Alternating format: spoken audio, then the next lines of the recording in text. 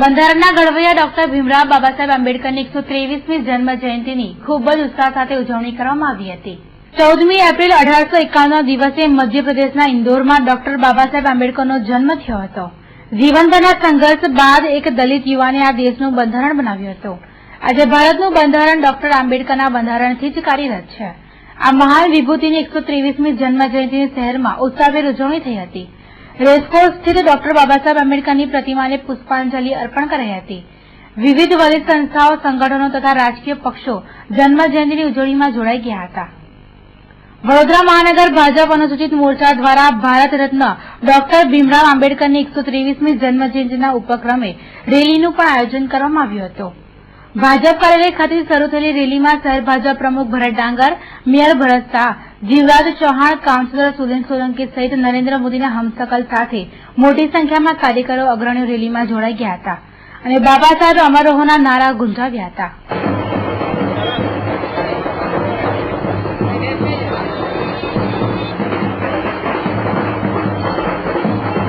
તો એક તરફ ભાજપની રેલી પ્રતિમા સ્થળ તરફથી આગળ વધી રહી હતી તે સમયે કોંગ્રેસના વડોદરા બેઠકના ઉમેદવાર મધુસૂદન મિસ્ત્રી, વિપક્ષ નેતા ચંદ્રકાંત ભથ્થુ, નરેન્દ્ર રાવત, દલસુખ પ્રજાપતિ, ચિરાગ ઝવેરી સહિત અગ્રણીઓ ઉપસ્થિત રહ્યા હતા અને ડોક્ટર બાબાસાહેબ આંબેડકરની પ્રતિમાને પુષ્પાંજલિ અર્પણ કરાઈ હતી। આંબેડકરની જન્મ જયંતિ છે અને એમનું યોગદાન આજના આધુનિક ભારતની અંદર આંકી શકાય એવું નથી। એમણે બંધારણ આપ્યું, આ દેશના દલિતો અને વંચિતોને એક પ્રેરણા આપી। જ્ઞાતિવાદની સામે એમણે પોતાની રીતે એ ઝઝુમ્યા લડ્યા છેક સુધી અને આવનારા વર્ષોની અંદર આવનારી પેઢીઓ માટે એ હંમેશા પ્રેરણારૂપ રહેશે એવું મારું બહુ સ્પષ્ટપણે અને દ્રઢપણે માનવું છે। આજે હું મારી પોતાની જે એમના પ્રત્યેની લાગણીઓ છે તે હું વ્યક્ત। ત્યારબાદ મેયર ભરત શાહ સહિત ભાજપ અને અન્ય દલિત સંસ્થાના આગેવાનોએ પણ ડોક્ટર ભીમરાવ આંબેડકરની પ્રતિમાને પુષ્પાંજલિ અર્પણ કરી જન્મજયંતિની ઉજવણી કરી હતી।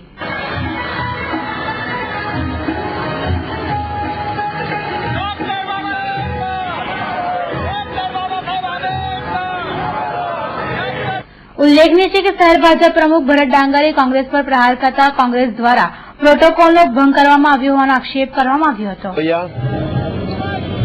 ડોક્ટર ભીમરાવ બાબાસાહેબ આંબેડકરનો 14મી એપ્રિલ 1851ના રોજ આજના દિવસે જન્મ થયો હતો।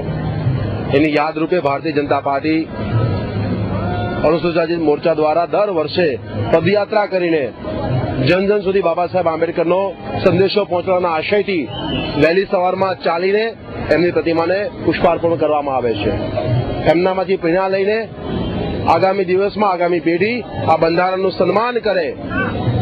બંધારણના ઘડવૈયાએ આપણને પોતાનું સ્વ લોકશાહી આપી છે। હું આપના માધ્યમથી લોકોને અપીલ કરીશ કે ચૂંટણીનું પર્વ, લોકશાહીનું પર્વ એવી ચૂંટણી ચાલી રહી છે ત્યારે બાબા સાહેબ આંબેડકરના સાચી શ્રદ્ધાંજલિ એટલે 100% મતદાન હોઈ શકે।